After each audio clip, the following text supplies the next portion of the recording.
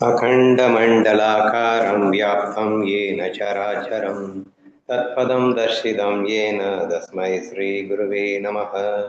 शङ्करं शङ्कराचार्यं केशवं बादरायणं सूत्रभाष्यकृतौ वन्ते भगवन्तौ पुनः पुनः। ईश्वरो गुरुरात्मेति मूर्तिभेदविभागिनि योगवद्यात्मदेहाय दक्षिणामूर्तये நமஹ.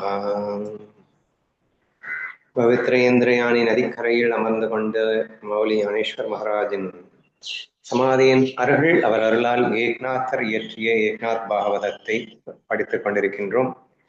முதல் சாப்டர் குருவந்தனத்தில் இதுவரை 85 ஸ்லோகங்கள் நிறைவடைந்த நிலையில் இன்று நாம் காணவிருப்பது 86வது ஸ்லோகம். போன ஸ்லோகத்துல பக்தன் அத்தகைய அன்புடன் வரும்போது இறைவனே அந்த பக்த நிலைக்குள் நுழைகிறான்.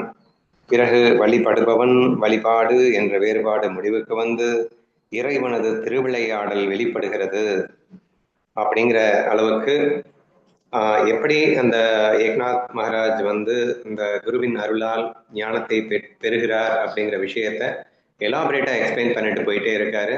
இந்த இடத்துல தன்னை பக்தனாகவும் தனது குருவை பகவானாகவும் கொண்டு இங்கே எப்படி இந்த நிகழ்வுகள் நடக்கின்றன, சரணாகதம் எப்படி நிகழ்கிறது, இந்த எல்லா ஆஸ்பெக்டையுமே ரொம்ப டீட்டெயிலாக அவர் எக்ஸ்பிளைன் பண்ணிட்டு வர்றாரு.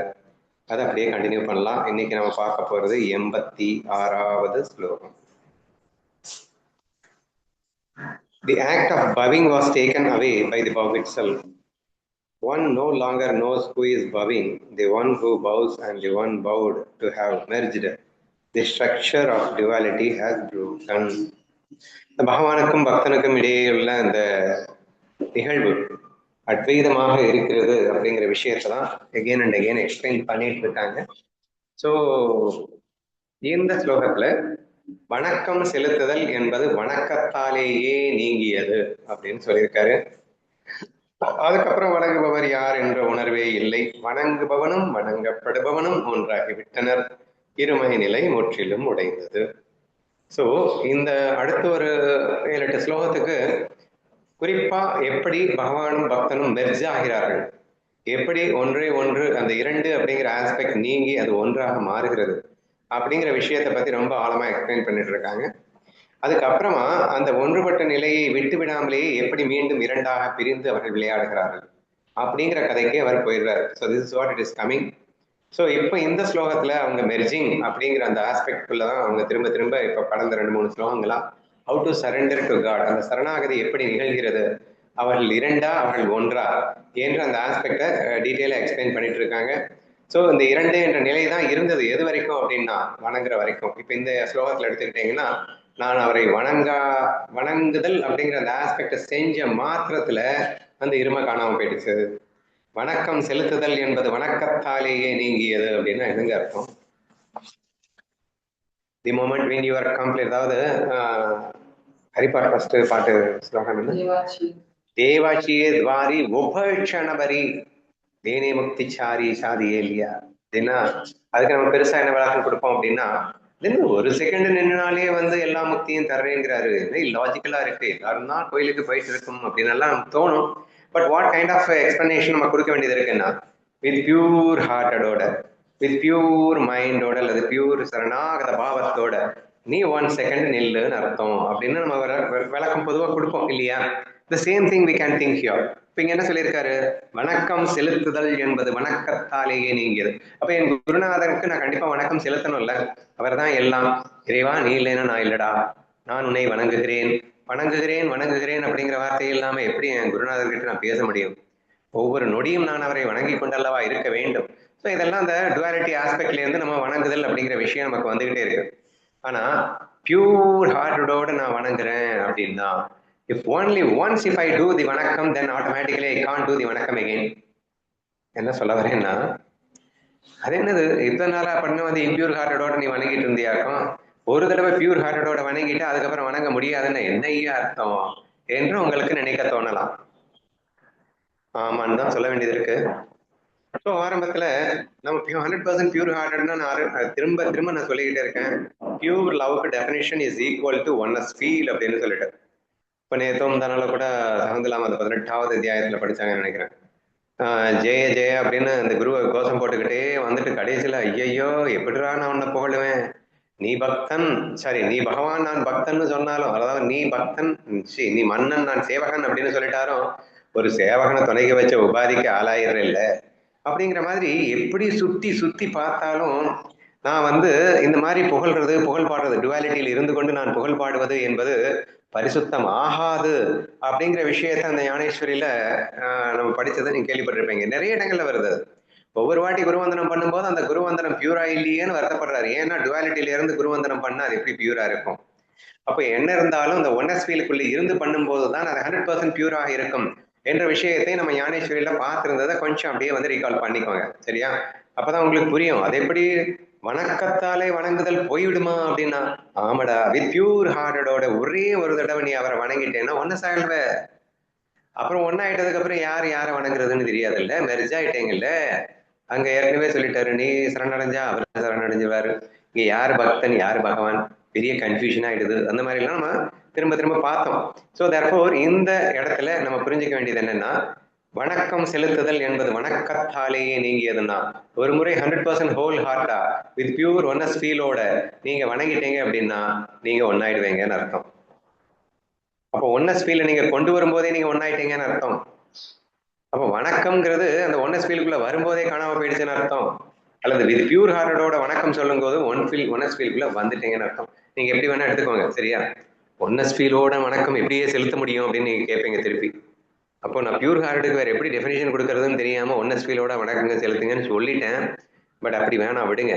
பியூர் ஹார்ட்டட் அப்படின்னு சொன்னா அட்லீஸ்ட் எந்த அளவுக்கு முடியுமோ அந்த அளவுக்கு தெய்வீக லட்சணங்களை எல்லாம் ஃபாலோ பண்ணிட்டு, ஞான லட்சணங்களை எல்லாம் ஃபாலோ பண்ணிட்டு, ஸ்திதப்பிரிங்க லட்சணங்களை எல்லாம் ஃபாலோ பண்ணிட்டு, உங்களால முடிஞ்ச அளவுக்கு 100% பியூர் ஹார்ட்டை கொண்டு வந்து சாத்வீக குணத்தில் வெற்றி பெற்று அப்படி வேணா வச்சுக்கோங்களேன். அப்படி ஓரளவுக்கு வந்துட்டு அதுக்கப்புறம் வந்து அந்த பியூர் ஹார்ட்டடோட நீங்க வணங்குகிறேன்னு அந்த ஃபீலிங்கை நீங்க அந்த குரு கிட்ட கொண்டு போகும்போது you achieved that oneness feel வேணா வச்சுக்கோங்க. அப்போ அந்த ஒன்னஸ் ஃபீல் அச்சீவ் ஆனதுக்கு அப்புறம் யூ கேனாட் ஹேவ் தி வணங்குதல் அப்படிங்கிறது ரெண்டாவதா வர முடியாம போயிடுது என்று சொல்வதாக வேண்டுமானால் எடுத்துக்கொள்ளுங்களேன். ஏன்னா நான் வந்து பியூர் ஹார்ட்டடுக்கு ஒன்னஸ் ஃபீல்னே கொண்டு வந்துட்டேன்னா அப்புறம் ஒன்னஸ் ஃபீல்குள்ள வந்ததுக்கு அப்புறம் வணங்க முடியாதுன்ற அடுத்த ஆஸ்பெக்ட் என்னால் எக்ஸ்பிளைன் பண்ண முடியாம போயிடும். ஸோ தேர்ஃபோர் இங்கே நீ சுத்த மனதோடு வித் 100% பியூர் ஹார்ட்டடோட, அதான் சரணாகத பாவத்தோட அப்படின்னு வேணா வச்சுக்கோங்களேன். கம்ப்ளீட் அந்த ஐய தூக்குற பாவத்தோட, எனக்கு ஐக்குன்னு தனியா ஐ அண்ட் மைனஸ் அப்படிங்கிற அந்த ஃபீலிங்ல 1% கூட அட்டாச்மெண்ட் இல்லாம அதை கம்ப்ளீட்டா டிவோட் பண்றதுக்குன்னா அவங்க கிட்ட கொடுக்கறதுக்கு நீங்க தயாராகிறீங்க இல்லையா, அந்த ஃபீலிங்கை வந்து பியூர் ஹார்ட்னு வச்சுக்கோங்களேன். அந்த ஃபீலிங்கோட இறைவான தொப்புன்னு ஒரு தடவை அவங்க காலில் விருந்து வணங்குறீங்கன்னு வச்சுக்கோங்களேன். அவ்வளவுதான், முடிஞ்சு போயிடுச்சு கதை. ஒன்னஸ் ஆயிடுவீங்க. அதுக்கப்புறம் உன்னால வணங்க முடியாது அப்படிங்கிற அந்த ஆஸ்பெக்ட் குள்ள கொண்டு வர்றாரு. சரியா? அதுக்கப்புறம் வணங்கவே முடியாதா அப்படின்னு பயப்படாதீங்க. அது கல்பித துவேதத்துல எப்படி வணங்குவோம் அப்படிங்கிறத ஒரு 5-6 ஸ்லோகத்துக்கு அப்புறமா அவரே சொல்லுவார். இப்போதைக்கு அந்த மெர்ஜ் ஆகிற அந்த ஃபீலிங்கை மட்டும் கவனிங்க. எப்படி மெர்ஜ் ஆகிறேன் அப்படிங்கிற ஃபீலிங்கை தான் அவர் காட்டிக்கிட்டே வர்றார். ஸோ பியூர் ஹார்ட்டடா நான் ஒரு தடவை வணங்கிட்டேன்னா அத்தோட நானும் அவரும் ஒன்னாயிடுவோம் அப்படிங்கிற ஃபீலிங்கை மட்டும்தான் இந்த ஸ்லோகம் ரெப்ரசன்ட் பண்ணுகிறது. இப்போ படிச்சா உங்களுக்கு புரியும். வணக்கம் செலுத்துதல் என்பது வணக்கத்தாலேயே நீங்கியது. வணங்குபவர் யார் என்ற உணர்வே இல்லாமல் போனது. ஏன்னா ஒன்னாயிட்டாங்க. டுவாலிட்டி இருக்கிற வரைக்கும் வணங்குறது யாரு, வணங்கப்படுபவன் யாருன்றது இருக்குங்க. இங்கதான் நான் ஒன்னாயிட்டேனே, அதுக்கப்புறம் வணங்குவது யாருன்னு எப்படி எனக்கு தெரியும்? ஏன்னா நான் தான் காணாம போயிட்டேனே. வணங்குபவன் ஒன்னஸ் ஃபீல்குள்ள போனதுக்கு அப்புறம் வணங்குபவன் இருக்க மாட்டானே. வணங்குவது யார் என்ன தேட வேண்டியதான் அப்புறமா. ஏன்னா நான் தான் ஈகோ எல்லாத்தையும் கொண்டு போய் அவன் காலடியில ஒப்படைச்சிட்டேனே. அதுக்கப்புறம் இந்த ஸ்ரீன்னு தனியா எங்க இருக்கும்? தேடி பார்த்தாலும் இருக்காது. அதனால வணங்குபவன் காண மாட்டான் அப்படிங்கிற ஃபீலிங்ல வணங்குவது யார் அப்படின்னு ஒரு பிரச்சனை கேட்கிறாரு. சரியா? என்ற உணர்வே இல்லை. வணங்குவது யார் அப்படிங்கிற அந்த ஃபீலிங்கே அங்கே இல்லை. வணங்குபவனும் வணங்கப்படுபவனும் ஒன்றாகிவிட்டனர். அங்க இரட்டைகள் அப்படிங்கிறது இப்ப இல்ல. இருமை நிலை முற்றிலும் அடைந்தது. ஸோ ஆட்டோமேட்டிக்லி டுவாலிட்டி இங்க இருக்க முடியாது. So this is how you have to surrender to God அப்படின்றத புரிஞ்சுக்கோங்க. சரியா? அப்போ இங்க நீங்க வந்து அது எப்படி நடக்குமா அப்படின்னு கேட்டா கண்டிப்பா நடக்கும். எப்படின்னா வித் பியூர் ஹார்ட்டடோடன்னு நீங்க புரிஞ்சுக்கணும். அதுக்கு நம்ம பியூர் அட்வைத கிரந்தமா படிக்கும்போது நம்ம பேசிக்ல இருந்து மறுபடியும் வந்து சிதப்பிரிங்க லட்சணத்தையும் தெய்வ லட்சணத்தையும் சாத்வீக குணத்தையும் எல்லாம் எக்ஸ்பிளைன் பண்ணிட்டு இருக்க முடியாது. இவர் எப்படி வந்து தன் குருவிடம் சரணாகதி செய்து தான் இரண்டுபட்ட நிலையிலிருந்து ஒன்றானார், தன் ஜீவ நிலையிலிருந்து தான் பிரம்ம நிலைக்கு மாறினார் அல்லது ஈஸ்வரன் நிலைக்கு மாறினார், இப்படிங்கிற கதையை அவர் எக்ஸ்பிளைன் பண்ணிட்டு வர்றாரு. ஸோ இந்த கட்டத்துல நம்ம இப்படித்தான் அவர் சொல்லணும், அதை நீங்க இப்படித்தான் புரிஞ்சுக்கணும் அப்படின்னு மட்டும் புரிஞ்சுக்கோங்க. ஸோ இப்படி 86வது ஸ்லோகத்திலே வணக்கம் செலுத்துதல் என்பதை வணக்கத்தாலே நீங்கியது, வணங்குபவர் யார் என்ற உணர்வு இல்லாமல் போனது, வணங்குபவனும் வணங்கப்படுபவனும் ஒன்றானார்கள், இருமை நிலை முற்றிலும் உடைந்தது. சரி, நீங்க உங்க குருவோட நீங்க ஃபீல் பண்ணிக்கணும், நீங்க நம்ம மௌலியோட ஃபீல் பண்ணிக்கணும், அவங்கவுங்க குருவோட நீங்க யதார்த்தமா எப்படி நம்ம அவரை வணங்கணும், எப்படி நம்ம அவரை சரணாகதி பண்ணணும், பண்ணினா அதுக்கப்புறம் அந்த ரெண்டுங்கிற ஃபீலிங் இல்லாம இருக்குங்கிறத ஃபீல் ஆகுதான்னு ட்ரை பண்ணுங்க. வணங்கினதுக்கு அப்புறமும் உங்களுக்கு ரெண்டுன்ற ஃபீலிங்கே வருது, உங்களுக்கு உங்க ஈகோவே டாமினேட் ஆயிட்டு இருக்குன்னா நீங்க வணங்கவே இல்லைன்னு அர்த்தம்னு நீங்களா புரிஞ்சுக்க வேண்டியதான். ஏன்னா ஒன்ஸ் ஒரு தடவை வணங்கிட்டேன்னா, பியூர் ஹார்ட்டோட ஒரு தடவை வணங்கிட்டேன்னா அதுக்கப்புறம் தான் அங்க ரெண்டு இருக்காதே. அப்ப இந்த ரெண்டுன்ற ஃபீலிங் உங்களுக்கு இன்னும் வருது அப்படின்னுட்டாலே ஸ்டில் யூ ஆர் நாட், ஏதோ ஒரு லேக் இருக்கு இந்த வணங்குதல்ல அப்படின்னு வேணா நம்ம புரிஞ்சுக்க ட்ரை பண்ணுவோம். ஆனால் அந்த ஏகநாதரை போல் முழுமையான பாவத்தோடு ஒரே முறை வணங்குவதன் வாயிலாக நாமும் அவரை போல் சரணாகதத்துக்குள் நுழைவோம், இரண்டுபட்ட நிலையிலிருந்து ஒன்றுபட்ட நிலைக்கு வருவோம் என்பதை உணர்ந்தால் போதுமானது. We will go to the 87th one now. அண்ணா அண்ணா காலையில பார்த்த மாதிரியே அப்படியே இதுல இருக்கிற மாதிரி இருக்கு. அதாவது ஞானதேவரும் அந்த சக்கரபாணியும் கண்ணாடி முன் நிற்கும் இரு கண்கள் போன்றவர்கள், ஒருவரை ஒருவர் பார்த்ததில் தங்களுக்குள் இருந்த பேதத்தை இழந்தனர். காலையில பார்த்த மாதிரியே தான் இதுவும் இருக்கு. அந்த ரெண்டு அப்படிங்கிறது இல்லாம ஒண்ணு. கண்ணாடி எக்ஸாம்பிள் பார்த்தோம் இல்லைன்னா, ரெண்டு கண்ணாடி முன்னாடி ஒரு கண்ணாடிக்கு முன்னாடி இன்னொரு கண்ணாடி வச்சா எப்படியோ அந்த மாதிரி இந்த இடத்துல இருமை அப்படிங்கிறது இல்லாம இருக்கக்கூடிய அந்த நிலை. காலையில பார்த்ததுக்கும் இப்ப பாக்குறதுக்கும் ஒரு ஸ்மைல் டிஃபரன்ஸ் இருக்கு அப்படின்னு நான் ஃபீல் பண்றேன். ஏன்னா பக்தி பாவம் காலையில கொஞ்சம் கம்மியா இருந்ததை நான் ஃபீல் பண்றேன். முழுக்க முழுக்க ஞான பாவத்தோடு ஒரு அந்த விஷயம் முடிந்தது போல் எனக்கு தோன்றியது. இப்ப நம்ம படிக்கும் போது பக்தி பாவத்தோட அதே விஷயம் பிரசன்ட் பண்ணப்படுவதாக நான் உணர்கின்றேன். ஸோ அந்த ஒரு சின்ன டிஃபரன்ஸ் மட்டும் நம்ம இங்க பார்க்கலாம். ஏன்னா இங்க வணக்கம் வணக்கத்தால் நீங்கியது அப்படிங்கிறதெல்லாம் வருது, அங்க வணக்கம்ன்ற பேச்சுக்கே வராது. அங்க ரெண்டும் ஒண்ணு அப்படிங்கிற அந்த பியூரஸ்ட் அத்வைத நிலையை குறித்து ஞானமாக பேசப்படுகின்றதாக வருகிறது. பட் அதே விஷயம் இங்கே பக்தியாக பேசப்படுவதாக நீ உணர்ந்தால் போதுமானது. சரிண்ணா, ஓகே. அந்த பக்தியில ஒன்னஸ் அந்த மெர்ஜ் ஆனதுக்கு அப்புறமா கல்பித துவைதத்துல ரெண்டாகியும் இவங்க அந்த பக்த பகவான் நிலையில கூட அனுபவிச்சுப்பாங்க. சோ இருமை அப்படிங்கிறது இருக்காது, அந்த ஒன்னஸ்ல இருந்துட்டு இந்த ரெண்டா இருந்து அந்த பக்தி பண்ற நிலை. அப்படிதானே? எப்படி ஒன்றானேன் என்பது மட்டும்தான் இந்த ஸ்லோகத்தில் வருகிறது. சரியா? நீ சொல்றது பின்னாடி ஸ்லோகத்துல வரும்.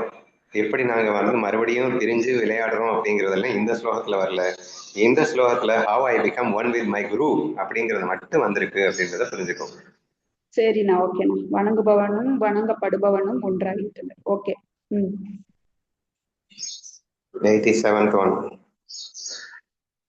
Know that the seen and the seer have both met their end.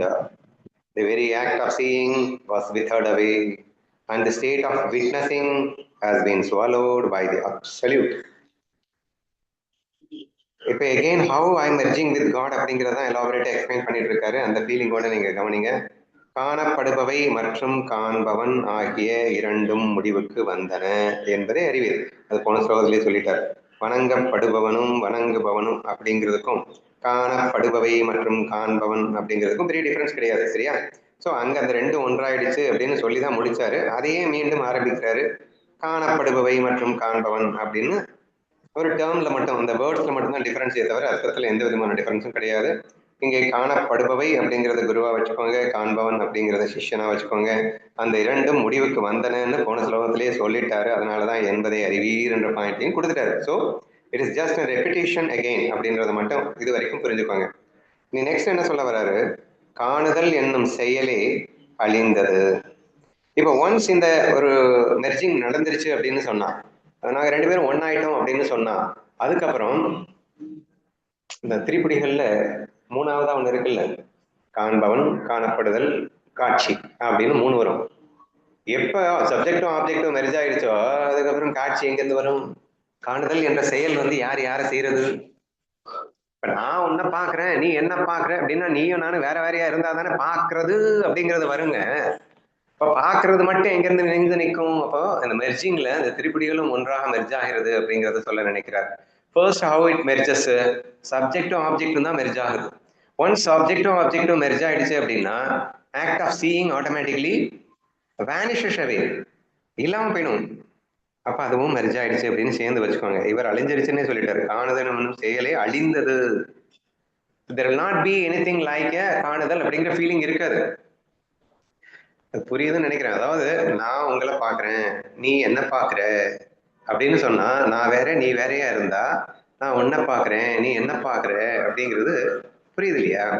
இப்போ நான் சொல்றேன்னு வச்சுக்கோங்களேன், ஏய் நான் என்ன பார்த்துட்டு இருக்கேன் அப்படின்னு சொன்னா நீங்க என்ன சொல்லுவீங்க? லூசு அப்படின்னு என்ன திட்டுவீங்க. நீ என்னடா உன்னை பார்த்துட்டு இருக்கிறது? நீ பார்த்தாலும் பார்க்கலைனாலும் நீ தானே, நீ பார்க்கலைனாலும் நீ நீ இருக்கேன்றது உனக்கு தெரியும் தானே. நீ பார்த்துதான் நீ வந்து உன்னை நீ இருக்கியான்னு தெரிஞ்சுக்க போறியா? என்னை பார்த்து நான் உணர்கிறேன் அப்படின்னு நான் சொல்லணுமாங்க? என் கண்களை வைத்து என்னை நான் பார்த்து உணர வேண்டுமோ? என் கைகளை வைத்து என்னை நான் தொட்டுணர வேண்டுமோ? என் மூக்கினை வைத்து நான் நுகர்ந்து உணர வேண்டுமோ? நான் இருக்கின்றேன் என்பதை நான் உணர்வதற்கு ஏதாவது நான் செய்யணுமா? Is there any action needed to recognise to myself? நான் இருக்கிறேன் என்பதை உணர்வதற்கு ஏதாவது ஆக்ஷன் தேவையா? எப்படி தேவையில்லையோ அந்த மாதிரி நானும் நீயும் ஒன்னானதுக்கு அப்புறம் நான் உன்னை பாக்குறேன் அப்படிங்கிற அந்த ஆக்ஷன் வந்து இருக்க முடியாது. இப்ப என் இடது கை என் வலது கையை பார்த்துட்டு இருக்கு அப்படின்னு எவனாவது சொல்லுவானா? சொல்ல மாட்டான். பட் வலது கைக்கு ஒரு ப்ராப்ளம்னா ஆட்டோமேட்டிக்கா இடது கைக்கு தெரியும். இடது கைக்கு ஒரு ப்ராப்ளம்னா அது வலது கைக்கு தெரியும். அது பார்க்கணும்னு அவசியம் இல்லை. ஏன்னா அதுவும் இதுவும் ஒண்ணுதானே ஐயா. So I can feel it. எங்க இந்த பாடியில எங்க எது நடந்தாலும் I can feel it because I am everything இல்லையா?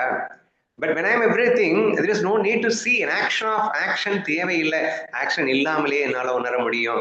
நான் உன்னை பாக்குறேன் அப்படின்னு சொன்னா அது நான் இந்த மாயையில நான் வந்து உன்னை பாக்குறேன் அப்படிங்கிற ஆஸ்பெக்ட் பொருந்தும். ஆனா பிரம்மத்துல நீயும் நானும் ஒன் ஆனதுக்கு அப்புறமா பார்த்தல் என்ற செயல் இங்கே அவசியமற்று போகிறது. உடனே நீங்க ரொம்ப கன்ஃபியூஸ் ஆயிடாதீங்க. இப்ப மாயையில கூட பாக்குறதுல இருக்காதுன்னு நினைச்சிடாதீங்க. மாயையில பாக்குறது இருக்கும். நம்ம டெப்தா பேசிட்டு இருக்கும்போது பிரம்மத்துல பிரம்ம பாவத்துல நானும் நீயும் பார்க்கணும்ன்ற அவசியம் இல்லை அப்படிங்கிற ஆஸ்பெக்டை மட்டும் நீங்க புரிஞ்சுக்கிட்டா போதும். ஓகேவா? காணுதலும் காணப்படுபவை ஒண்ணு அண்ணா. Subject object I see you. இப்ப நான் யாரு? காண்பவன். காணப்படுபவை யாரு? நீ. இப்போ ஐ எம் சீயிங் யூ அப்படின்னு சொல்லலாம். ஆனா நானும் நீயும் ஒன்னானதுக்கு அப்புறம் நான் ஐ சிங்கிற வார்த்தை அர்த்தம் இல்லை. ஐசிஐன்னு வருது. ஐசிஐ அப்படிங்கிறது அர்த்தம் இல்ல வேர்டு இல்லையா? How could I see myself? அதையும் பார்க்கணும், பார்க்க வேண்டிய அவசியம் இல்லை. அதான் சொல்றாரு, காணப்படுபவை மற்றும் காண்பவை ஆகிய இரண்டும் முடிவுக்கு வந்த பிறகு, அப்படின்னா இரண்டும் ஒன்றான பிறகு காணுதல் என்னும் செயலே இருக்காதல்லவா? இல்ல உங்க பாஷையில அங்க போயிருங்க, அதான் உங்களுக்கு புரியும். வணங்குபவனும் வணங்கப்படுபவனும் ஒன்றாகி விட்ட பிறகு வணங்குதல் என்ற செயல் எப்படிங்க இருக்கும்? பகவான் இருந்தா தானேங்க பக்தன் பகவானை வணங்குறது அப்படிங்கறது ஆஸ்பெக்ட் புரியுது. ரெண்டு பேரும் ஒன்னானதுக்கு அப்புறம் யார் யார வணங்குறது? வணங்குதல் அப்படிங்கிற ஆக்ஷன் யார் பண்ணுவாங்க, எப்படி பண்ணுவாங்க? யார் யார வணங்குறது? there is a big question mark இல்ல. சோ பார்க்கிறது புரியலைன்னா வணங்குறது எடுத்துக்கோ, ஈஸியா புரியும். ஓகேவா? ஓகே. இப்ப நீங்களும் நாங்களும் இருக்கோம், நீங்களும் நானும் ஒன்னா பிறகு அப்போ அங்க அங்க என்ன எதுவுமே தெரியாது, இருப்பது இருக்கும் அவ்வளவுதான். அதுல என்னமே என்ன எண்ணமும் தோணாது, கேக்குறதுக்கு ஒண்ணும் இல்ல. கன்ஃபியூஸ் ஆகாதமா? யூ சி, இங்க மாயை அப்படிங்கிற கட்டத்துல நீயும் நானும் அதுக்கப்புறமும் இருக்கும். நீ என்கிட்ட முழுசா சரணாகதி ஆனதுக்கு அப்புறமா கூட நீயும் இருப்ப, நானும் இருப்பேன். காட்சிக்கு நீ வேற மாதிரி தோற்றத்துல பெண்ணாதான் தெரிவேன், நானும் காட்சிக்கு வேற தோற்றத்துல ஆணாகத்தான் தெரிவேன். ரெண்டு ஒன்னாயிடுச்சுன்னா ரெண்டு பேரும் காணாம போயிடுவோம். இல்ல ரெண்டு பேரும் ரெண்டு உடலும் மெர்ஜாயி வேற ஒரு உருவமா வந்துருச்சு அப்படின்லாம் நினைச்சிடாது. உணர்வுதான். சோ என்ன புரிஞ்சுக்கணும் அப்படின்னு சொன்னா, இப்போ நான் வந்து இப்போ ஒரு காதலன் ஒரு காதலிய வந்து எப்படியாவது பார்க்கணும், அவளை பார்த்தே தீரணும் அப்படின்னு ஏங்கி தவிச்சிட்டு இருக்கான். பார்த்தாதான் தனக்கு சுகம் சுகம் அப்படின்னு நினைச்சிட்டு இருக்கான் அப்படின்னு இமேஜின் பண்ண. ஆனா எப்ப தன் காதலியும் தானும் ஒண்ணுன்ற அந்த உண்மையான அத்வைத பாவம் வந்துருச்சோ அதுக்கப்புறம் அவளை பார்த்தாலும் பார்க்கலைன்னாலும் அவன் பிரம்மபாவத்துல தான் இருக்கான். ஏன்னா அவளும் தானும் ஒண்ணுங்கிறது புரிஞ்சிருச்சு. இதை அடைஞ்ச பிறகுதான் ஏதோ ஒண்ணு கிடைக்கும் அப்படிங்கிறது மறைஞ்சிருச்சு. ஏன்னா அது வெறும் தோற்றம்னு புரிஞ்சிருச்சு. இங்கே இந்த காதலனாக இருந்ததும் பிரம்மம் தான், காதலியாக இருந்ததும் பிரம்மம் தான் புரிஞ்சிருச்சு. அதுக்கப்புறம் இந்த காதலன் காதலியை பார்த்துதான் ஏதோ ஒண்ணு ஆகணும்ன்ற அவசியம் இல்லாமல் போச்சு. எப்ப இந்த ரெண்டும் ஒன்னாயிடுச்சோ அதுக்கப்புறம் இவள் அவரை பார்க்கணும், இந்த ஏங்குறதல் இது எல்லாமே காணாம போயிடுச்சு. சோ இது பிரம்ம மட்டத்துல பேசிட்டு இருக்காருன்றது புரிஞ்சுக்கும். அதுக்கப்புறம் கல்பித துவைதத்துல எப்படி மறுபடியும் வணங்குவாங்கன்றது வரும். அது அப்ப வரைக்கும் வெயிட் பண்ணு, சரியா? இங்க how to merge with them, எப்படி அவர்கள் இருவரும் மெர்ஜ் ஆகிறார்கள். ஒன்ஸ் மெர்ஜ் ஆயிட்டாங்கன்னா வணங்குற வேண்டிய அவசியம் இல்லாமல் போகிறது. அது வரைக்கும் மட்டும் புரிஞ்சுக்கோ. அதுக்கப்புறமும் ஏக்நாத் குரு வணங்க போறாரு. அதை எப்படி வணங்குவாரு அப்படிங்கறது அப்புறம் பார்க்கலாம். சரி, இப்போதைக்கு எப்படி நான் அவரிடம் மெர்ஜானேன், மெர்ஜ் ஆகிவிட்ட காரணத்தினால் வணங்குதல் என்ற செயல் இல்லாமல் போனது. அந்த ஒன்னஸ்குள்ள மட்டும் இருக்கு. இந்த ஒன்னஸை விட்டுடாம மறுபடியும் ரெண்டாயி அதுக்கப்புறம் எப்படி வணங்குறதுன்றது அப்புறம் பார்க்கலாம். ஓகேவா? சோ இந்த இடத்துல நீங்க புரிஞ்சுக்க வேண்டியது, காணப்படுபவை மற்றும் காண்பவன் ஆகிய இரண்டும் முடிவுக்கு வந்துவிட்ட காரணத்தினால் காணுதல் என்னும் செயலும் ஆட்டோமேட்டிக்கா இல்லாம போயிடுச்சு. திரிபுடிகள்ல தொக்கி நிக்கிற அந்த காணுதல் என்ற ஆக்ஷன் அப்படிங்கிறதும் காணாம போயிடுச்சு அப்படின்ற வரைக்கும் சொல்லியிருக்காரு. சோ இப்போ இது என்ன ப்ராசஸ் நீங்க ஈஸியா புரிஞ்சுக்கணும் அப்படின்னு சொன்னா, திரிபுடிகள் இல்லாம திருப்படிகள் இல்லாம இருன்னு எப்படியா திருப்படிகள் இல்லாம இருக்கிறது அப்படின்னா, இனி எதை பார்த்தாலும் நீ உன்னையே பாக்குற மாதிரி எப்ப பார்த்துட்டியோ அப்ப ஆட்டோமேட்டிக்கா திருப்படிகள் இல்லாம போயிடும். ஏன்னா எல்லாமே நீயா பார்த்துட்ட அப்படின்னா அப்போ அங்க ஆக்ஷனுக்கு இடம் இருக்காம போயிடும். அப்போ பிரம்ம பாவத்துக்குள்ள என்ட்ரி ஆயிட்டு எல்லாமே பிரம்மம்னு ஃபீல் பண்ணிட்டேன். எல்லாமே பிரம்மம்னு ஃபீல் பண்ணதுக்கு அப்புறம் மாயைக்கு என்ன வேலை அப்படிங்கிற அந்த மாயை கடந்த நிலையை மட்டும் நீ இப்ப ஃபீல் பண்ணேன்னா உனக்கு ரொம்ப கிளியரா புரியும். There is no doubt in that. வணங்க வேண்டிய அவசியம் இல்லை. எதுக்கு நான் பிரம்மத்தை வணங்கணும்னு அவசியம் இல்லையே. இங்க ரெண்டுமே பிரம்மன் தான் புரிஞ்சிருச்சுல்ல. அதுக்கப்புறம் என்னத்தை நீ வணங்க போற? ஸோ பிரம்ம பாவத்தில் அத்வைத நிலையில் அந்த மாயை கடந்த நிலையில மட்டும் நீ இதை ஃபீல் பண்ணேன்னா எஸ் அப்கோர்ஸ் பிரம்மத்தோடு கலந்து விட்டேன், அவ்வளவுதான். அந்த மாயையை நீ மதிக்கவே இல்லை, மாயைக்கு ரெஸ்பான்ஸே கொடுக்கல, மாயைங்கிறது இல்லவே இல்லைங்கிற வேதரிக் மெத்தடுக்கு போயிட்டு தான் ஃபீல் பண்ணேன். அப்ப என்ன ஆகும்? ஆட்டோமேட்டிக்கலா அங்கே காணுதல் என்ற செயலே இல்லைங்கிற மாதிரி ஃபீல் ஆயிடும். வணங்குபவனும் இல்லை, வணங்கப்படுபவனும் இல்லை, வணக்கம் செலுத்துதல் என்ற செயலும் இல்லை, காணப்படுபவையும் இல்லை, காண்பவனும் இல்லை, காணுதல் என்ற செயலும் இல்லை. இங்க மாயையே இல்லைங்க, சிம்பிளா என்று புரிந்து கொள்ள வேண்டும். சரியா? So it's all coming to say that how to merge, எப்படி பிரம்மபாவத்தில் தான் மெர்ஜானேன் என்ற விஷயம் தான் இது வரைக்கும் சொல்லப்பட்டு வந்து கொண்டிருக்கிறதுன்னு புரியுங்க.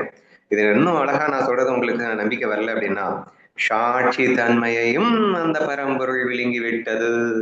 எக்ஸ்ட்ரீம் பியூர் பிரம்மபாவத்தை இதை காட்டுது. சரியா? உடல், மனம், புத்தி, மாயை, உலகங்கள் இவை அனைத்தையும் கடந்த சுத்த சித்தாக இருக்கக்கூடிய சச்சித்தானந்த பிரம்ம நிலையை குறிக்கிறது அப்படின்னு புரிஞ்சுக்கோங்க அப்படிங்கிற நான். சரியா? நம்ம என்ன சொல்லுவோம்? பரபிரம்மம், ஈஸ்வரா, ஜீவா, மூணா பிரிச்சு பேசுவோமா? அப்ப பிரம்மம், பரபிரம்மன்ற வார்த்தை எங்க கொடுப்போம்? பரம்பொருள்ன்ற வார்த்தை எங்க கொடுப்போம்? அது மாயையை கடந்த நிலையில் இருக்கும்போது பிரம்மம்னு கொடு. அதுவே மாயைக்குள்ள இருக்கும்போது ஈஸ்வரான்ற பேரை கொடு, இல்ல ஜீவா, ஜீவன் முக்தான்ற பேரை கொடு. எப்படிதான் நம்ம பேசிட்டு இருந்தோம். இப்ப இவர் எதை பண்ணிட்டு இருக்காரு அப்படின்னா, பிரம்மபாவத்துக்குள்ள என்ட்ரி ஆகிறாருன்னா பரபிரமமாவே நான் மாறிடேன் அப்படிங்கிற விஷயத்தான் சொல்லிட்டு இருக்காருன்னு புரிஞ்சுக்கோங்க. இன்ஃபேக்ட் நான் என்னுடைய ஒன்றரை கிளாஸஸ்ல, ஹையர் நாலேஜ் கிளாஸஸ்ல அடிக்கடி என்ன சொல்லுவேன்? First try to be merged with the God. பிரம்ம பாவத்துல இருங்க ஃபர்ஸ்ட், வேதரிக் மெத்தட்ல இருங்க ஃபர்ஸ்ட். அதுக்கப்புறம் நீங்க வந்து அணுவை மெத்தடுக்கு வந்து லீல புரியலாம், தப்பில்லை. So first let us try to become one with the God. ஒன்றாவோம், ஒன்றுபட்ட நிலைக்கு வருவோம், சச்சிதானந்தத்தில் திளைப்போம், பிரம்ம பாவத்திற்குள் என்ட்ரி ஆவோம். அப்ப முதல்ல மாயையை தூக்கி போல போட்டாதான் அதுக்கு என்ட்ரி ஆக முடியும். நீ மாயையை பத்தி கவலைப்படாத, மாயைன்றது ஒண்ணுமில்லைன்னு ஃபீல் பண்ணாது, இல்லவே இல்லைன்னு ஃபீல் பண்ண, ஒன்னை மட்டும் ஃபீல் பண்ண, பிரம்மத்தை மட்டும் ஃபீல் பண்ண, பிரம்ம பாவத்துக்குள்ள இரு. ஸோ இதை நம்ம ஃபர்ஸ்ட் அதை தான் இன்சிஸ்ட் பண்ணுவோம். அதுக்கப்புறம் அப்கோர்ஸ் நீ முழுமையான பிரம்மபாவத்துக்குள்ள வந்துட்ட அப்படின்னா கல்பித வேதத்துக்குள்ள வந்து மறுபடியும் மனசை வச்சுட்டு நீ விளையாடிக்கோ அப்படின்னு நம்ம சொன்னதெல்லாம் உண்டு. சோ அந்த வரிசையில இங்கே இந்த ஸ்லோகங்கள் எல்லாம் உனக்கு எதை உணர்த்திட்டு இருக்குன்னா, இந்த பியூரஸ்ட் பிரம்மபாவத்தை, மாயை கடந்த நிலையில் இருக்கின்ற பிரம்மத்தை, அங்கே ஒன்னை தவிர இங்க ரெண்டுங்கிறதுக்கு ஒண்ணுமே இருக்காத கூடிய அந்த நிலையை, அங்க வேற ஆக்ஷனும் இருக்காதுல்ல, ஒன்னே ஒண்ணு மட்டும்தான் இருக்கும் அப்படின்னா அது மட்டுமே இருக்கு. அப்ப திரிபுடிகளாவே விரியல, மாயைக்கா பொய்யா கூட அங்க விரியல என்ற கேஸ்ல என்னத்தை ஆக்ஷன் பண்ணுவேன்? அப்ப பொய்யாக காண்பவன், பொய்யாக காணப்படுவே பொருள், பொய்யாக ஆக்ஷன், இதெல்லாம் பொய்யா இருக்குதான். ஆனா நீ ஒன்ஸ் இந்த சரணாகத பாவத்துக்குள்ள என்ட்ரி ஆகும்போது, பிரம்ம பாவத்துக்குள்ள என்ட்ரி ஆகும்போது இந்த பொய்யா இருக்கிறதுங்கிறதெல்லாம் ஃபீல் பண்ணாத. First I am one with everything, therefore there is no action for me ன்னு ஃபீல் பண்ணு. ஆக்ஷன் பாட்டுக்கு அப்புறம் வரலாம் என்று மட்டும் புரிந்து கொள்ள முயற்சி செய்யுங்கள். அதன் வழியிலே தான் சொல்லி இருக்கிறாரு, சாட்சி தன்மையையும் அந்த பரம்பொருள் விழுங்கி விட்டது. ஏன்னா சரணாகத பாவத்துல ஃபர்ஸ்ட் உனக்கு என்ன கிடைக்கும்? சாட்சி தான் கிடைக்கும். நான் அடிக்கடி சொல்லியிருக்கேன், நீங்க வந்து உங்க உடல் மனம் புத்தி எல்லாத்தையுமே வந்து இறைவன்கிட்ட கொடுத்துருங்க. கொடுத்ததுக்கு அப்புறம் என்ன ஆகும் அப்படின்னா, நீங்க உடலை பார்ப்பீங்க, உங்க மனசு சிந்திக்கிறதையும் நீங்க அனுபவிப்பீங்க. ஆனா நான் செய்கிறேன்ற பாவம் இல்லாம அனுபவிக்கேன்னு சொல்லியிருக்கேனா, இதுக்கு வந்து சாட்சி பாவான்னு பேரு. So you can able to see your own body like someone else. மற்றவங்களுடைய உடல் மனம் புத்திகளை எப்படி நீங்கள் ஒரு ஆடியன்ஸாக கண்டு ரசிக்கிறீர்களோ அப்படியே உங்கள் உடல் மனம் புத்தியையும் கூட ஒரு ஆடியன்ஸாக கண்டுகளிக்கும் வல்லமை உங்களுக்கு வரும் நீங்க பூரண சரணாகதி ஆன பிறகு. That we call it as a சாட்சி பாவா அப்படின்னு நம்ம சொல்லியிருக்கோம் இல்லையா. அந்த சாட்சி பாவம் கூட, அதான் சொல்றேன், மாயையே கடந்த நிலையே சூப்பரா பேசியிருக்காருன்னு நான் திரும்ப திரும்ப சொன்னதை ப்ரூஃப் ஆகுது இந்த கடைசி அந்த ஒரு பர்டிகுலர் வரியில. என்ன சொல்றாரு, சாட்சி தன்மையையும் இந்த பரம்பொருள் விழுங்கி விட்டது. So there is no more Sakshi also. There is no more Ulagam, there is no more Maya, there is no more mind and body. And I am completely merged with Para Brahma. நான் பிரம்ம பாவத்துல மட்டும் இருக்கேன், அந்த இடத்துல எதுவுமே இல்லை. So அந்த நிலையை ஃபீல் பண்றாரு அப்படிங்கிறார். சரியா? ஸோ இதெல்லாம் எதுக்காக அப்படின்னு சொன்னா, நான் சொன்ன மாதிரி நீங்க அந்த நிலையை ஃபர்ஸ்ட் ஃபீல் பண்ணணும், அதை லட்சியமா கொள்ளணும். நீங்க வந்து ஒட்டாமல் ஒட்டி இந்த உலகத்துல ஆடலாம், அதெல்லாம் ஆடி யார் வேணாங்கிறா. அதுக்கு முன்னாடி நீ யாருன்னு நீ உணரணும் இல்ல, நீ அதுல தெளிவா இருக்கணும் இல்ல, அதுக்கப்புறம் நீ வந்து எப்படி வேணா விளையாடுங்க, யார் வேணாங்கிறா. ஸோ அந்த ஃபீல் தான் எனக்கு ப்ரெசென்ட் பண்றதாக எனக்கு தோன்றுகிறது.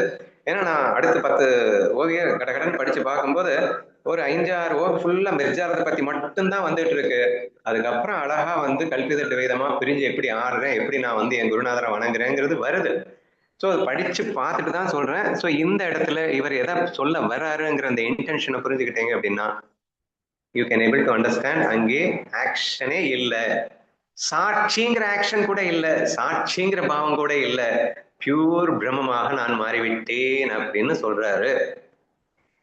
நீங்க இப்படித்தான் சரணாகதி பண்ணணும். ஸோ உங்களுடைய சரணாகத நிலை என்பது அந்த அளவுக்கு இருக்கணும் என்று புரிந்து கொள்ளுங்கள். அந்த அளவுக்கு இருக்கணும் புரிஞ்சுக்கிறீங்களோ இல்லையா, அட்லீஸ்ட் சாட்சிக்காவது வருவோம் அப்படி ட்ரை பண்ணி. சரியா? ஸோ உங்களுக்கு தெரியலாம், இந்த உலகம் தெரியலாம், உங்க பாடி மனசு இருக்கிறதெல்லாம் தெரியலாம், ஆனால் நீங்க செய்யறேங்கிற ஃபீலிங் கண்டிப்பா இருந்துடக்கூடாது. குறைஞ்சபட்சம் சாட்சி பாவத்திலேயாவது நம்ம சரணாகதி பண்ணுவோம். பட் அது ஆட்டோமேட்டிக்கலா நம்ம அதையும் தாண்டிய நிலைக்கு எடுத்து செல்வதாக இருந்தால் எடுத்து செல்லட்டும் அப்படின்னு புரிஞ்சுக்கோங்க. Let me move on to 88. Now God is everything. There the devotee cannot remain as a devotee. Even God has lost his godhood, having forgotten his own divine nature in that union. இதுக்கு மேல என்னங்க சொல்றது? இது பரிபூரண பிரம்ம பாவத்தை குறிக்கிறதுன்றதுக்கு ஒவ்வொரு ஸ்லோகமும் வேற லெவல்ல அவர் எடுத்து போறாரு அப்படின்றத புரிஞ்சுக்க ட்ரை பண்ணுங்க. நான் ஆரம்பத்துல இருந்தே ஒரு விஷயத்த உங்ககிட்ட கோடிட்டு காட்டிட்டு இருக்கேன். இவர் வந்து பூரண சரணாகதி ஆனதன் காரணமாக இவர் 2 ஆஸ்பெக்ட்ல இருந்து தான் பேசிட்டு இருக்காரு. பரபிரம்மம், ஈஸ்வரன். ஜீவன்ற ஆஸ்பெக்டுக்கே போக மாட்டாரு. ஜீவன் தான் வந்து ஈஸ்வரன் மெர்ஜ் ஆயிடுச்சு, குரு கிட்ட மெர்ஜ் ஆயிடுச்சு. அதனால ஜீவன்ற ஆஸ்பெக்ட் இவர் எடுத்துட்டே போகல அப்படிங்கிற விஷயத்த இவருடைய அந்த குருவந்தனத்துல நான் நிறைய தடவை மென்ஷன் பண்ணதை நீங்க இப்போ நினைவு கூறுங்கள். அப்பதான் இந்த ஓவியம் உங்களுக்கு புரியும். இப்ப என்ன சொல்லியிருக்காருன்னா, இந்த ஓவியில இப்ப 2 தான் இருக்குன்னு சொன்னோம்ல, என்னென்ன இருக்கு? பரபிரம்மம், இறைவன், 2 தான் இருக்கு அப்படின்னு நம்ம பார்த்தோம். ஆனா அந்த இறைவனே கூட இப்ப பிரம்மத்துக்குள்ள போறான். ஏன்னா கவனிங்க, ரொம்ப சூப்பரான ஸ்லோகம். இறைவனே எல்லாம், இப்போது இறைவனே எல்லாம் அப்படின்னா என்ன? கிருஷ்ணா கோயிலுக்கு போயிருங்க, இன்னும் நல்லா புரியும். இப்போது இறைவனே எல்லாம், ஏன்னா பக்தன் பகவான்கிட்ட சரணாயிட்டான். பக்தன் பகவான்கிட்ட சரணானதுக்கு அப்புறம் அங்க பகவானை தவிர வேற யாருமே இல்லைங்கிறது தெளிவாயிட்டான். அப்ப இந்த ஒட்டுமொத்த உலகத்தையும் அவன் எதுவாக பார்க்கிறான்னா பகவானாக பார்க்கின்றான். அங்கே பகவானை தவிர எதுவும் இல்லை. அங்கே பக்தவன் என்பவன் தனியாக இருக்க முடியாது. சோ இப்போது இறைவனே எல்லாம், அங்கே பக்தன் என்பவன் தனியாக இருக்க முடியாது. அந்த ஒன்றிணைப்பில் வச்சுக்கோங்க, இறைவனும் தனது இறைத்தன்மையை மறந்து அந்த ஒருமையிலேயே நிலைத்து நிற்கின்றான். சோ ஃபர்ஸ்ட் பக்தன், பகவான், அப்புறம் ஒன்றுபட்ட நிலை, அப்படி 3 வச்சுட்டேங்க அப்படின்னா பக்தன் தான் வந்து பகவான்கிட்ட மெர்ஜ் ஆயிட்டான். அதுக்கப்புறம் பக்தன்ற வார்த்தை அங்க இருக்கவே முடியாது, இறைவன் மட்டுமே தான் இருப்பான். ஆனால் அந்த இறைத்தன்மையும் அந்த ஒன்றிணைப்பில், இந்த பகவான் பக்தன் ஒன்றிணைப்பில் இறைவனும் தனது இறைத்தன்மையை மறந்து, சுத்த சாத்விக் என்று சொல்லக்கூடிய அந்த இறைத்தன்மை இருக்கு இல்லையா, அந்த இறைத்தன்மையை மறந்து அந்த ஒருமையிலேயே நிலைத்து நிற்கின்றான். ஆக்சுவலா இதை நீங்க என்ன புரிஞ்சுக்கணும் அப்படின்னா, ஈஸ்வரன் தான் வந்து முக்தியே கிடையாது, ஈஸ்வரனுக்கு முக்தி கிடைக்காதுன்னு சொல்லியிருக்கீங்க அப்படின்லாம் ரொம்ப யோசிக்க வேணாம். எப்பயுமே நான் ஈஸ்வரன் சொன்னாலும் பிரம்மம்னு சொன்னாலும் ஒண்ணுன்னு புரிஞ்சுக்கோங்கன்னு சொல்லிட்டேன். லைக் குரு, நீங்க குருன்னு சொல்லும் போதே அவர் பிரம்மன் தான் நீங்க புரிஞ்சுக்கணும்னு சொல்லியிருக்கேன். அவர் ஜீவனா பார்க்கவே கூடாது. பிரம்மன் தான் ஒரு உருவத்துல ஜீவனா வந்திருக்கு. அதனால குருன்னு சொன்னாலும் பிரம்மம்னு புரிஞ்சுக்கோ, ஈஸ்வரன் சொன்னாலும் டைரக்டா பிரம்மம்னு புரிஞ்சுக்கோ. நம்மள மாதிரி லூசு பசங்க தான் வந்து அவனும் பிரம்மமாவே இருந்தும் ஆனால் இல்லேன்னு நினைக்கிறதுனால ஜீவன் பேரை சொல்லிக்கோ என்றுதான் நாம சொல்லியிருக்கிறோம் இல்லையா? இப்ப அந்த ஆஸ்பெக்ட்ல இருந்து நீங்க பாத்தீங்கன்னா, இப்போது இறைவனே எல்லாம், அங்கே பக்தன் என்பவன் தனியாக இருக்க முடியாது. ஃபர்ஸ்ட் 100% பியூர் கிருஷ்ணா ஃபீல்ட்ல மெர்ஜ் ஆயிடுச்சு. இங்கே இறைவனை தவிர எதுவுமே இல்லை அப்படிங்கிற ஒரு பாவம் மட்டும்தான் வருது. சரியா? அந்த பாவமும் கடைசியில இல்லாம போயிட்டு பிரம்ம பாவம் மட்டுமே எஞ்சி நிற்கிறது அப்படிங்கிறான். இல்ல இப்படி யோசிங்களேன். இப்போ ஃபர்ஸ்ட் கிருஷ்ணா ஃபீல்ட்ல ஃபர்ஸ்ட் ஸ்டெப்ல நம்ம என்ன சொல்லியிருக்கோம் அப்படின்னா, உன்னை மட்டும் வேணா நீ வந்து இறைவன் இல்லைன்னு நினைச்சுக்கோடா, ஆனா உன்னை தவிர இங்க எல்லாமே இறைவனா பாடுறா. கிருஷ்ணா ஃபீல்ட்ல நம்ம இப்படிதான் சொன்னோம். ஸோ முழுக்க எல்லாத்தையுமே கிருஷ்ணாவா பார்த்துட்ட. சரி, ஆஃப்டர் செகண்ட் ஸ்டேஜ் ஆஃப் கிருஷ்ணால என்ன சொல்லியிருக்கோம் அப்படின்னா, அந்த இப்போ நீயும் கண்ணனே என்று பாரு. இந்த உடலையும் இந்த மனசையும் இந்த புத்தியையும் ஆற்றுறது யாரு? எல்லாத்தையும் ஆற்ற அவனே தானே உனக்குள்ள இருந்து அந்தரியாமியா உன்னையே ஆட்டிட்டு இருக்கான். அதனால பூரண சரணாகத பாவத்துக்கு வா. அந்த பூரண சரணாகத பாவத்துல இந்த பாடி, லைக் இந்த ஸ்ரீனுடைய பாடி மைண்ட் இது எல்லாமே கூட அவன் தான் என்று உணர ஆரம்பித்து விடு. அப்ப தனியா நீ இல்லை. ஸோ பக்தன் தனியா இல்லை, அங்க இருக்கிறது பகவான் மட்டுமே அப்படிங்கிறது இருக்கும். அப்ப என்ன தொக்கி நிற்கும்? சாட்சி பாவம் மட்டும் தொக்கி நிற்கும். சரியா? இந்த சாட்சி பாவம் காணாம போகுது அப்படிங்கறத இந்த இடத்துல எக்ஸ்பிளைன் பண்ணியிருக்காரு. போன ஸ்லோகத்துல சாட்சி பாவம் கூட இருக்காதுன்னு சொன்னார். எப்படி இருக்காது? ஸ்டேஜ் பை ஸ்டேஜா அதுவும் மாறும். ஃபர்ஸ்ட் ஸ்டேஜ்ல நான் பக்தன், அவன் பகவான். இந்த உலகம் ஃபுல்லா பகவான் தான் எனக்காகவே 1000 ரூபங்கள்ல வந்து எனக்காக வந்திருக்கிறான்னு நம்ம ஃபர்ஸ்ட் கிருஷ்ணா ஃபீல்ட்ல சொன்னோம். நெக்ஸ்ட் நானும் அவன் தான், ரெண்டாவது ஸ்டெப் வந்தாச்சு. நீயும் அவன் தான் ஆனதுக்கு அப்புறம் நீ எங்க போனேன்னு நீ சாட்சியா இருப்ப. நீ இருக்கிறான்னு வருது எங்க சாட்சியா. இப்ப தேர்ட் ஸ்டெப், ஃபைனல் ஸ்டெப் என்னன்னா, இந்த சாட்சி பாவமும் இல்லாமல் போயிற போது இப்ப மனசற்ற நிலைக்கு போயிடுற. அப்ப இறைவன் கூட உன் கண்ணுக்கு தெரியல. உனக்கு பிரம்மபாவம் மட்டும்தான் இருக்கும், மாயையே தெரியாது, உலகமே தெரியாது. அப்போ உலகம் தெரியணும்னாலும் உனக்கு மனசு இருக்கணும்.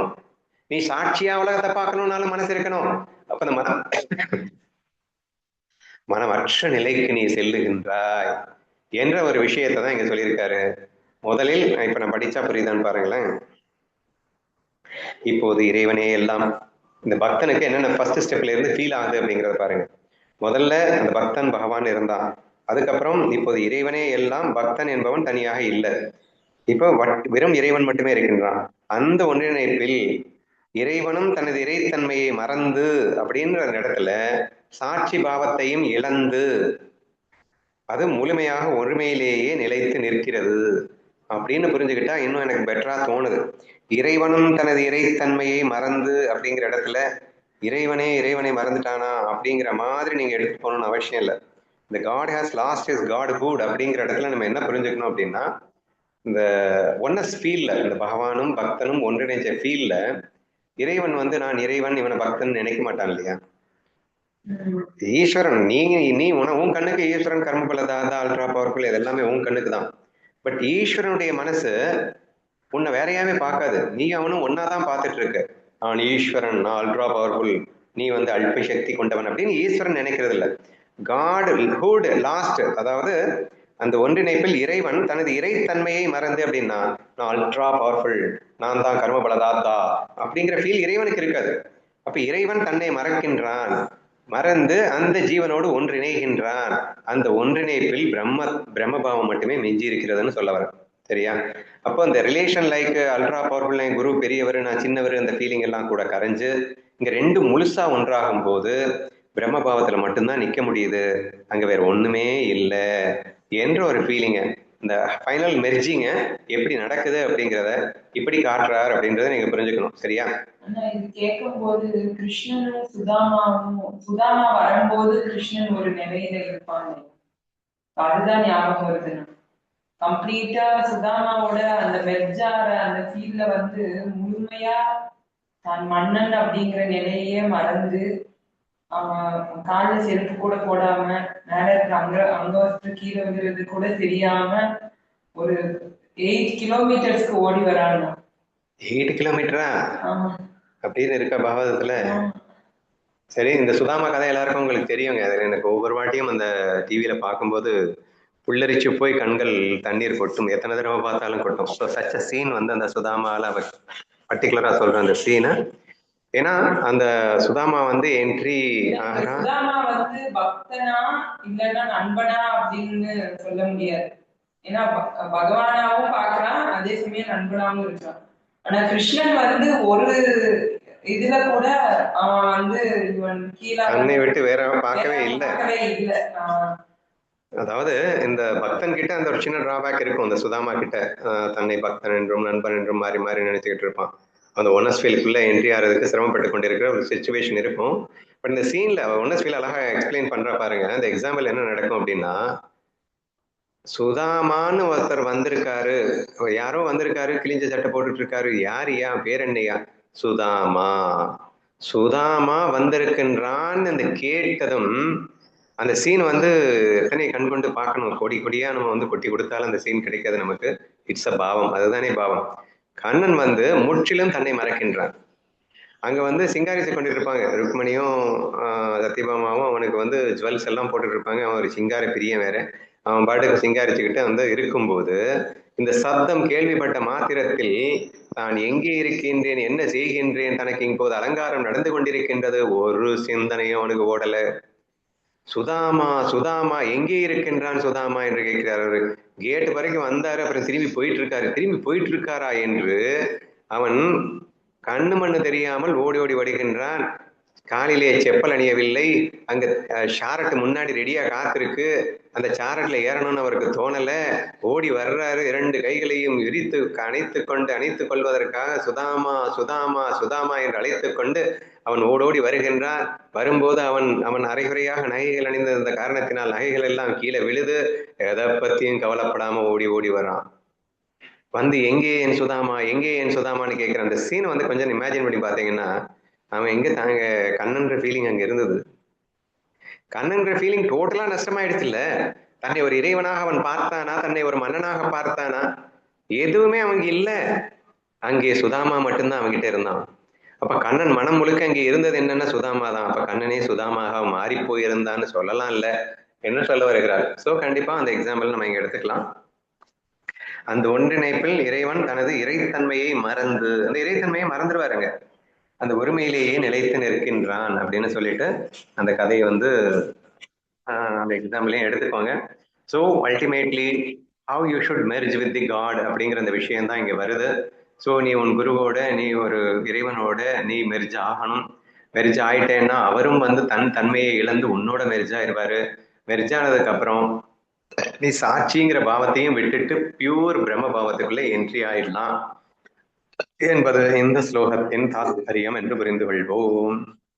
அதே மாதிரி விதுரன் கிட்டையும் அதே மாதிரி தான். நான் போய் விதுரனை பார்த்ததும் ஏதோ வாழைப்பழத்தை கொடுத்தா வாழைப்பழத்தை சாப்பிடாம தோலை சாப்பிட்டுட்டு அந்த அளவுக்கு அங்க மெர்ஜிங் இருக்கும். அந்த இறைவன் அப்படிங்கிற அந்த பாவமே வந்து விட்டு போய் அந்த பக்தன் கிட்ட அந்த அளவுக்கு மெர்ஜிங் ஆறதும் வந்து இருக்கும். கண்டிப்பா, this is also another good example.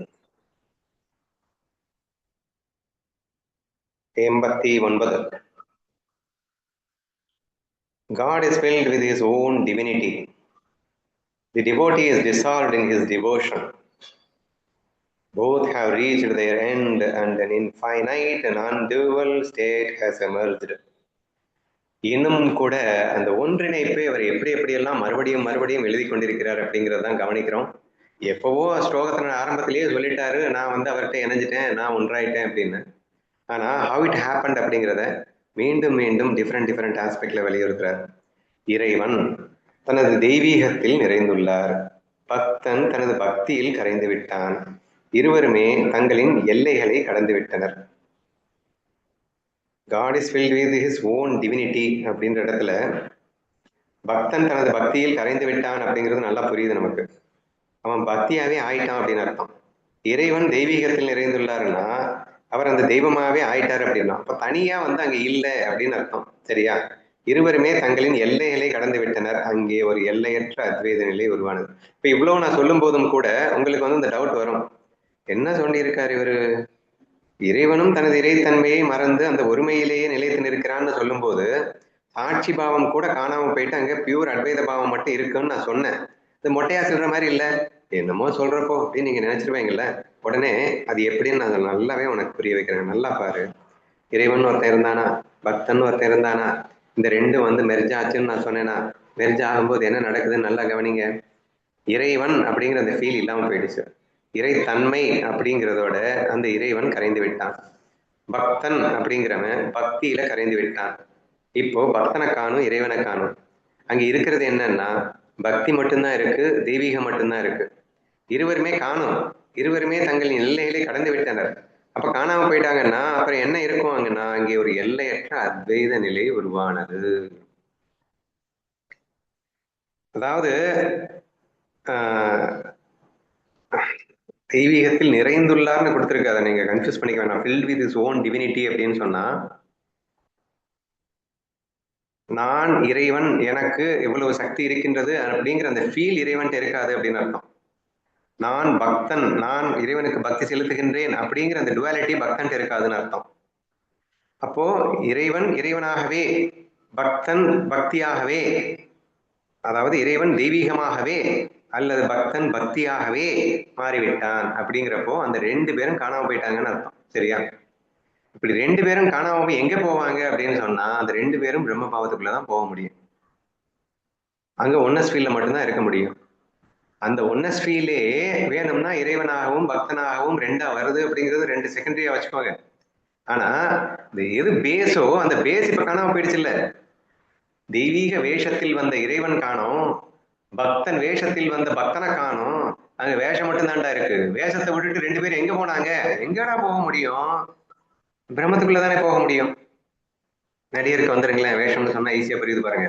நடிகர்ல என்ன சொல்லுவோம், ஒரு நடிகரே ஒருத்தன் வந்து ஈஸ்வரனா வேஷம் போடுறான், இன்னொருத்தன் வந்து அவனே இன்னொருத்தங்கிறேன் அவனே பக்தனாகவும் வேஷம் போடுறான், டபுள் ஆக்ட். ஸோ ஒரு ஈஸ்வர வேஷம் பக்தன் வேஷம்னு ஒரே நடிகர் தான் போடுறான்.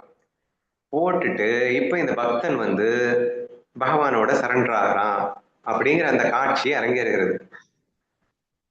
பகவானும் என்ன ஆயிடுறாரு, பக்தன்ட்டு சரண்டர் ஆயிடுறாரு அப்படிங்கிற காட்சி வருது அப்படின்னு வச்சுப்போம். இங்க அப்படி சொல்லல. இவர் என்ன சொல்லிட்டாருன்னா, இந்த அந்த பக்தன் அப்படிங்கிற பக்தன் என்ற நடிகன் பக்தியில் கரைந்து விட்டான் அப்படின்னா அவன் காணாம போயிட்டான்னு அர்த்தம். அந்த பக்திங்கிற வேஷம் மட்டும்தான் இருக்கு, பக்தியாகவே மாறி போய் விட்டான் அப்படின்னு வச்சுக்கோ. அது யாரு? அடுத்து தெய்வீகம். பகவான் அப்படிங்கிறவர் காணாம போயிட்டு அந்த தெய்வீகம் அப்படிங்கிற அந்த ஒரு விஷயமாகவே ஆகிவிட்டது. அந்த ரெண்டையுமே வேஷமா பாக்குறேன் நான். சரியா? அந்த ரெண்டு வேஷமும் இங்க எது போட்டிருக்கு அப்படின்னா இந்த நடிகன் தான் போட்டிருக்கான். நடிகன் வந்து புரியல. பக்தன் வந்து பக்தி அப்படிங்கிற வேஷம் பக்தியில கரைஞ்சிருச்சு. ஆமா. பகவான் அப்படிங்கிற வேஷம் பகவான் கரைஞ்சிருச்சு. தெய்வீகம் நிறைந்து விட்டார்னு இதுல இருக்கு. ஆனா எனக்கு என்ன தோணுது அப்படின்னா, ரெண்டு பேரும் இருவருமே தங்களின் எல்லைகளை கடந்து விட்டனர் அப்படிங்கிறது தான் வருது அடுத்ததா. இதை எப்படி புரிஞ்சுக்கலாம் அப்படின்னு எனக்கு தோணுது அப்படின்னா, நான் பகவான் அப்படிங்கிற அந்த ஃபீல் அங்க போயிருச்சு, நான் பக்தன் அப்படிங்கிற இந்த ஃபீல் இங்க போயிருச்சு. இப்போ இந்த அறியாமைங்கிறது எங்க வருதுன்னா, இந்த நடிகர் இருக்கான்ல, இந்த நடிகர் வந்து நான் பகவான் அப்படின்னு நினைக்கும் போது அவன் அறியாமையில விழுந்துட்டான்னு அர்த்தம். நான் பக்தன் அப்படின்னு நினைச்சாலும் அவன் அறியாமையில விழுந்துட்டான்னு அர்த்தம். ஆனா நான் நடிகர் அப்படின்னு நினைச்சிட்டான்னா அவன் வந்து பிரம்மத்துல இருக்கான்னு அர்த்தம். சரியா? அப்போ இந்த சரணாகதி நடக்கும் போது என்ன ஆகுது அப்படின்னா, இந்த நான் பகவான் அப்படிங்கிற தன்மையும் காணாம போயிடுச்சு, நான் பக்தன் அப்படிங்கிற தன்மையும் காணாம போயிடுச்சு இல்ல. சரணாகதியில பகவான் பக்தன் ஆயிட்டான், பக்தன் பகவான் ஆயிட்டான். இப்ப யார் ஆனாங்கன்னு தெரியல. ரெண்டும் கரைஞ்சிருச்சு. இப்போ நான் பகவான்ற ஃபீல் காணாம போயிடுச்சு, நான் பக்தன்ற ஃபீல் காணாம போயிடுச்சு. அப்ப இங்க இருக்கிறது என்னவா இருக்கும்? நான் நடிகன்ற ஃபீல் மட்டும்தான் இருக்க முடியும். அந்த ரெண்டு காணாம போனா அங்க மிச்சம் இருக்கிறது பிரம்மம் மட்டும்தானே, இந்த ஃபீலா தானே இருக்க முடியும். அப்படி எனக்கு இந்த அர்த்தம் தோணுதுமா. வேற ஏதாவது உங்களுக்கு தோணுச்சுன்னா சொல்லுங்க. எனக்கு தோணுது, நான் சொல்லிட்டேன். சந்தேக புராட பண்டிதர் அப்படின்னு வருவார் இல்லையா, ஜெயதேவர் அஷ்டபதி அரங்கேற்றம் ஆகும்போது அவரோட பக்தியை வெளிக்காட்டுறதுக்காக தான் அந்த வேஷம் போட்டு வருவாரு கண்ணன். முதல்ல வரும்போது அவர் திட்டுவாரு ஜெயதேவரை, என்ன நீ பெரிய ஆளா, யார்கிட்ட திருடிட்டு வந்துட்டு இந்த காமிக்கிறியாக்கும், தூக்கி போட்டு இது பாரு நான் சொல்றேன் இது உள்ள இது திருடினது அப்படின்னு அவரு சொல்லிட்டு, அவர் ஆச்சரியப்பட தெரியும்ல அவர் எழுதுனது கண்ணனுக்கு, அதெல்லாம் சொல்லிட்டே வருவார். அப்புறம் கொஞ்ச நேரம் கழிச்சு ஜெயதேவருக்கு குறுக்கிட்டு வந்தது கண்ணன் தான் அப்படின்னு இவர் சொல்ல சொல்ல அவர் கண்ணன் தான் வந்திருக்காரு, அந்த பக்தன் வந்து அந்த பக்தியில கரையும் போது இந்த கண்ணனோட மாயா வடிவம் இவர் வந்து மனுஷனா வந்திருக்காரு, ஆனா அந்த அங்க மாயை செல்லுபடி ஆகாம அவரோட மயில் பீலி கிரீடம் அப்புறம் அந்த எல்லாமே அவருக்கு ஒன்னொன்னா அவருக்கே தெரியாது, கண்ணனுக்கே தெரியாது, ஒன்னொன்னா வெளிக்காட்ட ஆரம்பிச்சு எங்க அப்போ கண்ணனை எங்க நம்ம கண்டுபிடிச்சிருவானோ ஒரு ஒரு ஒரு ஒரு கடைக்கன் பார்வை பார்த்துட்டேதான் அதை சொல்லிட்டே வருவாரு. ஆனா அவருக்கே தெரியாது இந்த இந்த கிரீடம் மயில் பீலி எல்லாம் தெரியுது, இதை வந்து ஜெயதேவர் பார்த்துட்டு இருக்காரு. இது எல்லாமே இந்த வேஷம் இந்த நடிப்பு எல்லாமே இந்த மக்கள் எல்லாம் சுத்த அரசியல் இருக்காங்க இல்லையா, அவங்களுக்கு காட்டுறதுக்கும் தான் எப்படி இருக்கிறோம் அப்படி காட்டுறதுக்கு அந்த வேஷம் அப்படின்னு நீங்க சொல்றப்ப இப்படி எடுத்துக்கலாம். ஓகேம்மா ஓகேம்மா. சோ இப்படி நான் புரிந்து கொள்கிறேன், சரியா?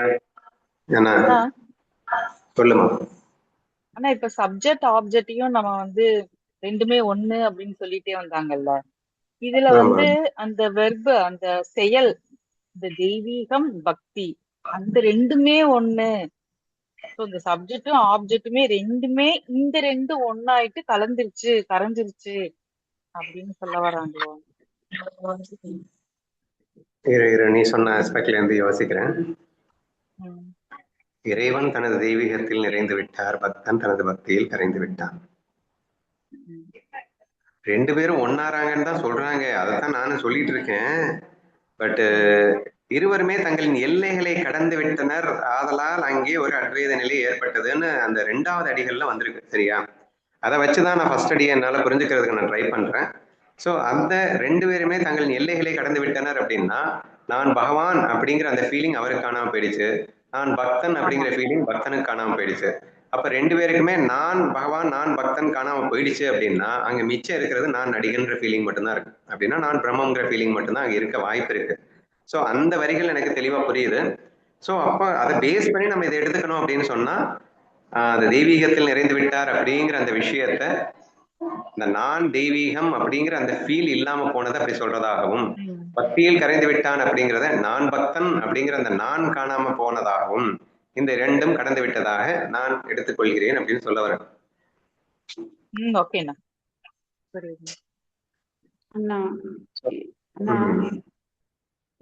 இப்போ ஒரு தீபத்தை வச்சு இன்னொரு தீபத்தை ஏத்துறோம், அந்த அந்த ஒரு தீயாலதான் இன்னொரு தீபத்தை ஏத்துறோம். அப்போ இப்ப வந்து அந்த தீபத்தை ஏத்தி முடிச்சதுக்கு அப்புறமா பார்த்தோம்னா ஒளி வந்து அந்த அதாவது அந்த ரூம்ல ஒளி வந்து இருக்கு. இப்போ இந்த ரெண்டோடைய அந்த தீயில இருந்து வந்த அந்த ஒளிதான் கலந்து இருக்கு. இப்ப எதுல இருந்து வந்ததுன்னு இல்லாம, அதாவது அந்த பக்தன் பகவான் அப்படிங்கக்கூடிய அந்த நிலை காணாம போகுது இல்லையா, மிச்சப்படுறது எது அப்படின்னா அந்த ஒளி மட்டும்தான். இப்ப எதுல இருந்து இந்த தீல இருந்து இந்த ஒளி வந்ததா, அதுல இருந்து இந்த ரூம்ல ஒளி வந்ததா அப்படின்னு வந்து சொல்லவே முடியாது அப்படிங்கிற மாதிரி எடுத்துக்கலாமா? எடுத்துக்கலாம். ஆனா அந்த எக்ஸாம்பிள்ல கூட 2 விளக்கு இருக்குன்னு வந்துறது இல்ல, அந்த விளக்கே இல்லாம போயிடணும், ஒளி மட்டும்தான் இருக்கணும். ஆமாண்ணா, இப்ப பக்தன் பகவான்னு பிரிச்சேங்கல்ல, இப்ப ஒண்ணுங்கிறத வந்து இப்ப 2 பேர் மெர்ஜார நிலையதான் அந்த பக்தன் பகவானா தான் வச்சுக்கிறேன். ஒரு தீபம் பக்தன், ஒரு தீபம் வந்து பகவான் அப்படின்னு வச்சுதான் சொல்றேன். மெர்ஜானதுக்கு அப்புறமா மிச்சப்படுறது அந்த ஒளிதான். அந்த ரெண்டுமே கலந்து இந்த ரூம் ஃபுல்லா இருக்கு அப்படின்னா அதுதான் பிரம்மம். அந்த நிலையே 2 நிலையும் காணாம போயிடுது அப்படின்னு. விளக்குன்னு சொல்றதுக்கு பதிலா வேணா இது ஒரு ஜோதி அது ஒரு ஜோதி, இந்த 2 ஜோதியும் இணைந்து ஒன்றானதுன்னு சொன்னா கொஞ்சம் இன்னும் பெட்டரா இருக்கும். அதுதான் தீன்னு சொல்லிட்டேன். இதுல இருக்கக்கூடிய தீ அதுல வந்து போய் பட்ட மாத்திரத்துல மெர்ஜானது, சோ ஒரு ஒளியா வந்தது அப்படிங்கிற மாதிரி. விளக்குன்னு சொன்னா அது மறுபடியும் ஆப்ஜெக்ட் அங்க வந்துடுற மாதிரி இருக்கு. சோ ஜோதின்னு சொல்லிட்டேன்னா அங்க ஒன்னாதான் இருக்கும். ஓகேவா? ஓகேண்ணா. இப்போ அதே மாதிரி இப்போ நீர் சின்ன ஏதோ ஒரு துளி நீர் வந்து கடல்ல தெளிக்கிறேன்னு வச்சுக்கோங்களேன். அப்போ அது வந்து தெளிச்ச உடனே அது கடலாதான் மாறிடுது. அது வந்து நீருன்னு நம்ம திரும்ப சொல்ல மாட்டோம் இல்லையா? அது மாதிரி. Okay okay.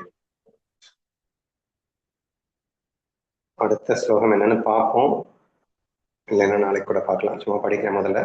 Great renunciation was lost in renouncing. Non-enjoyment flew away with joy. Non-yoga drowned in yoga. Even the pride of being worthy has vanished. துறவே துரத்தலால் மறைந்தது, துய்க்காமை துய்த்தலோடு பறந்தது. துய்க்காமை அப்படின்றது இங்கிலீஷ்ல